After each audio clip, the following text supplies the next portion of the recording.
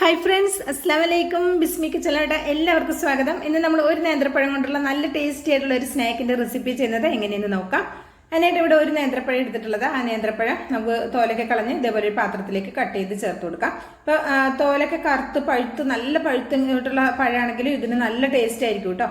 അപ്പോൾ പഴുത്ത പഴം ഉണ്ടെങ്കിൽ അതൊന്നും കളയേണ്ട ആവശ്യമില്ല. ഇങ്ങനെ നമുക്ക് റെഡിയാക്കി എടുക്കാൻ പറ്റും. നല്ല ടേസ്റ്റാണ്. കുട്ടികൾക്ക് ഇത് 10 മണിക്ക് സ്നാക്കായിട്ട് വേണമെങ്കിൽ കൊടുത്തുവിടാം, അല്ലെങ്കിൽ സ്കൂളിൽ വരുന്ന സമയത്ത് കഴിക്കാം. പിന്നെ ഒരു ചായ തിളക്കുന്ന സമയം കൊണ്ട് തന്നെ നമുക്ക് റെഡിയാക്കി എടുക്കാം കേട്ടോ. അപ്പോൾ ഇനി ഇതൊരു മിക്സിയുടെ ജാറിലേക്ക് ചേർത്ത് കൊടുക്കാം. അപ്പോൾ ഒരു നേന്ത്രപ്പഴം എടുത്തപ്പോൾ ഉള്ള അളവാണ് ബാക്കി എല്ലാ ചേരുവകളും പറയുന്നത്. അതൊന്ന് ശ്രദ്ധിക്കണം കേട്ടോ. വലിയ നേന്ത്രപ്പഴമൊക്കെ എടുക്കുമ്പോൾ അതിനനുസരിച്ചിട്ട് ചേരുവകളും കൂട്ടിയെടുക്കണം.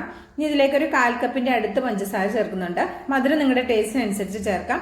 1/2 കപ്പ് പാല് കൂടെ ചേർക്കുന്നുണ്ട്. പാല് നമ്മൾ മിൽമയുടെ പാലാണ് ചേർത്തിട്ടുള്ളത്, തിളപ്പിക്കാത്ത പാല്. തിളപ്പിച്ച പാലാണെങ്കിലും കുഴപ്പമൊന്നുമില്ല. അപ്പം ഇതേപോലെ നന്നായിട്ട് നല്ല കട്ടകളൊന്നും ഇല്ലാതെ പേസ്റ്റ് ആയിട്ട് നന്നായിട്ട് അടിച്ചെടുത്തിട്ടുണ്ട്. ഇപ്പം നമ്മൾ 1/2 കപ്പ് പാല് മാത്രം ചേർത്തത് കൊണ്ടാണ് കുറച്ച് തിക്കായിട്ടിരിക്കുന്നത്. പാല് നേന്ത്രപ്പഴം കൂടുതൽ എടുക്കുന്നതനുസരിച്ച് പാലും ഒക്കെ കൂടുതൽ എടുക്കുക. അപ്പോൾ കുറച്ചുകൂടി ലൂസായിട്ടിരിക്കും കേട്ടോ. അപ്പോൾ കുറച്ച് ലൂസ് വേണമെന്നുണ്ടെങ്കിൽ കുറച്ച് പാല് കൂടുതൽ ചേർത്താൽ മതി. അപ്പോൾ ഞാൻ ലാസ്റ്റ് ഇടയ്ക്ക് ഞാൻ പറഞ്ഞു തരാതെ എങ്ങനെയാണെന്ന്. ഇതിലേക്കൊരു 1/4 ടീസ്പൂണ് ഏലക്കപ്പൊടിയും 1 ടീസ്പൂണ് കറുത്ത എള്ളും 1 പിഞ്ച് ഉപ്പും അതുപോലെ തന്നെ 1 പിഞ്ച് മഞ്ഞൾപ്പൊടിയും ചേർത്ത് കൊടുത്തിട്ടുണ്ട്. ഇനി ഇതെല്ലാം കൂടി നന്നായിട്ടൊന്ന് മിക്സ് ചെയ്ത് കൊടുക്കാം കേട്ടോ. ഇനി ഇതിലേക്ക് ഞാൻ ചേർത്ത് കൊടുക്കുന്നത് മൈദയാണ്. മൈദ 250 ml കപ്പിൽ 1 കപ്പ് മൈദ എടുത്തിട്ടുണ്ട്. 2 പ്രാവശ്യമായിട്ട് നമുക്കിത് ചേർത്ത് കൊടുക്കാം. ഇത് കൈകൊണ്ട് തന്നെ നമുക്ക് കുഴച്ചെടുക്കാം കേട്ടോ. കൈകൊണ്ട് കുഴച്ചാൽ തന്നെ ഇത് കറക്റ്റ് ആകുള്ളൂ. അതുകൊണ്ട് നമുക്കിത് കൈകൊണ്ട് തന്നെ നന്നായിട്ട് ഇതൊന്ന് കുഴച്ചെടുക്കാം. ബാക്കിയുള്ള മാവ് കൂടെ നമുക്ക് ചേർത്ത് കൊടുക്കാം. എന്നിട്ട് നമുക്ക് ഇത്രയും കട്ടിയിൽ നമുക്ക് വേണ്ട.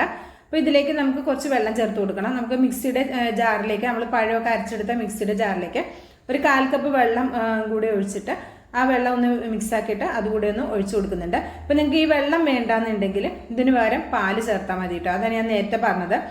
നിങ്ങൾക്ക് എന്താ പറയുക, പാലിൻ്റെ അളവ് കുറച്ച് കൂടുതൽ എടുത്തു കഴിഞ്ഞാൽ ഈ ഒരു കറക്റ്റ് കൺസിസ്റ്റൻസി കിട്ടും. അപ്പം ഞാൻ കുറച്ച് വെള്ളമാണ് ചേർത്തിട്ടുണ്ടായിരുന്നത്.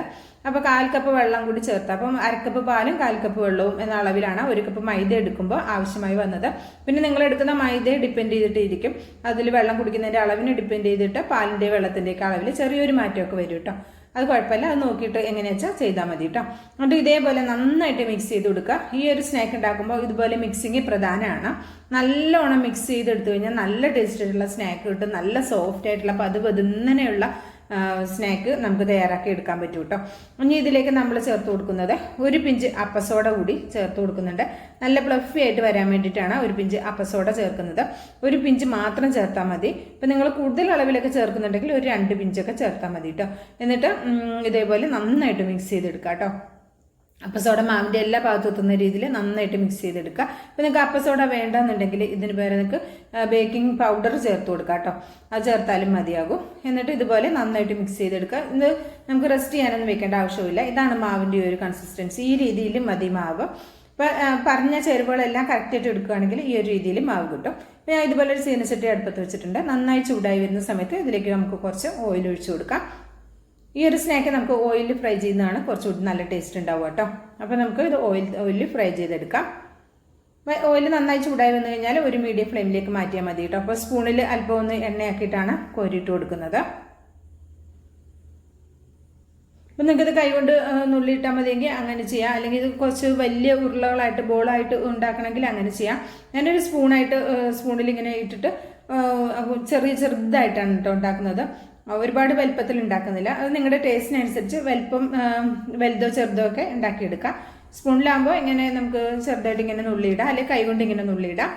എന്നിട്ടത് അപ്പോൾ സ്പൂണിലൊക്കെ ആകുമ്പോൾ കുറച്ച് കൂടുതലധികം സ്നാക്ക് നമുക്ക് തയ്യാറാക്കാനും പറ്റും. കുട്ടികൾക്കൊക്കെ ആണെങ്കിൽ കഴിക്കാനും സുഖമാണ്. ഓരോന്നോരോന്ന് ഇങ്ങനെ നമുക്ക് വയലിട്ട് ചായയുടെ ഒപ്പം കഴിക്കാൻ നല്ല ടേസ്റ്റാണ്. അപ്പോൾ ഇത്രേ ഉള്ളൂ കേട്ടോ. വളരെ സിമ്പിളായിട്ട് നമുക്ക് ചെയ്തെടുക്കാവുന്ന നല്ല ടേസ്റ്റി ആയിട്ടുള്ള ഒരു സ്നാക്കാണ്. അപ്പോൾ നിങ്ങൾ നേന്ത്രപ്പഴമൊക്കെ പഴുത്ത് കറുത്ത് പോയിട്ടുണ്ടെങ്കിൽ അതൊന്നും കളയേണ്ട ആവശ്യമില്ല. ഇങ്ങനെ തയ്യാറാക്കി നോക്കൊണ്ടു. ഇപ്പോൾ ഒരു പഴുക്കാത്ത അങ്ങനത്തെ, ഇപ്പോൾ ഞാൻ എടുത്ത പോലത്തെ മീഡിയം പഴുപ്പുള്ള പഴമാണെങ്കിലും ഇങ്ങനെ ചെയ്ത് നോക്കൊണ്ടു. നല്ല ടേസ്റ്റാണ്. നല്ല തോലൊക്കെ കറുത്തിട്ടുള്ള പഴമാണെങ്കിൽ നമ്മൾ വലിച്ചെറിയണ്ട, ഇങ്ങനെ തയ്യാറാക്കാം. അപ്പോൾ പഞ്ചസാരയുടെ അളവെല്ലാം കുറച്ച് കൊടുത്താലും മതിയാകും. പഴത്തിന് അത്യാവശ്യം നല്ല മധുരം ഉണ്ടാവുമല്ലോ. അപ്പോൾ അതേ പഴമൊക്കെ കഴിക്കാത്ത കുട്ടികൾക്കും ഇങ്ങനെയൊക്കെ റെഡിയാക്കി കൊടുക്കാൻ പറ്റും. അപ്പോൾ ഇത്രേ ഉള്ളൂ. ഇതേപോലെ നമുക്ക് ബാക്കിയുള്ളതും റെഡിയാക്കി എടുക്കാം. അപ്പോൾ വീഡിയോ കണ്ടുകൊണ്ടിരിക്കുമ്പോൾ തന്നെ ഇഷ്ടമാകുകയാണെങ്കിൽ ഒരു ലൈക്ക് തന്ന് സഹായിക്കാൻ മറക്കരുത് കേട്ടോ. നിങ്ങളുടെ ലൈക്ക് പ്രധാനമാണ്. ഒരുപാട് കൂട്ടുകാർ ലൈക്ക് ചെയ്യുന്നുണ്ട്. അവരോടൊക്കെ ഒരുപാട് സ്നേഹമുണ്ട്, നന്ദിയുണ്ട്, ഒരുപാട് സന്തോഷമുണ്ട്. അതുപോലെ തന്നെ വീഡിയോ എല്ലാവരും ഒന്ന് കണ്ട് സപ്പോർട്ട് ചെയ്യാനും മറക്കരുത് കേട്ടോ.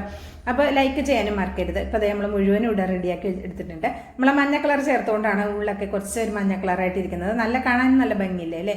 അപ്പം നല്ല ടേസ്റ്റാണ്. വളരെ സിമ്പിളായിട്ട് ചെയ്തെടുക്കാവുന്ന ഈ ഒരു സ്നാക്ക്. ഇഷ്ടമായിട്ടുണ്ടെങ്കിൽ ട്രൈ ചെയ്ത് നോക്കണം. അഭിപ്രായം അറിയിക്കണം. ലൈക്കും ചെയ്യണം കേട്ടോ. ബിസ്മി എന്ന യൂട്യൂബ് ചാനൽ സബ്സ്ക്രൈബ് ചെയ്ത് കാണുന്നതിൻ്റെ എല്ലാ പ്രിയ കൂട്ടുകാരും ഒന്ന് സബ്സ്ക്രൈബ് ചെയ്ത് ബെല്ലൈക്കൺ എനേബിൾ ചെയ്ത് വയ്ക്കാൻ മറക്കരുത്. അപ്പോൾ ഇത് നമ്മൾ ഫ്രൈ ചെയ്തെടുക്കുമ്പോൾ ഒരു മീഡിയം ഫ്ലെയിമിൽ തന്നെ വെക്കണം കേട്ടോ. ആദ്യം പറയാൻ പറഞ്ഞതാണ്. മീഡിയം ഫ്ലെയിമിൽ തന്നെ വെച്ചിട്ട് വേണം ഇത് നമ്മൾ റെഡിയാക്കി എടുക്കാം. ഹൈ ഫ്ലെയിമിൽ വെച്ചാൽ കരിഞ്ഞു പോകുകയും ചെയ്യും കേട്ടോ. അപ്പോൾ ഇതാ ഇൻഷാ അല്ലാഹ് അടുത്ത നല്ലൊരു അടിപൊളി വീഡിയോയുമായി വരുന്നവരെ എല്ലാവർക്കും നന്ദി, നമസ്കാരം.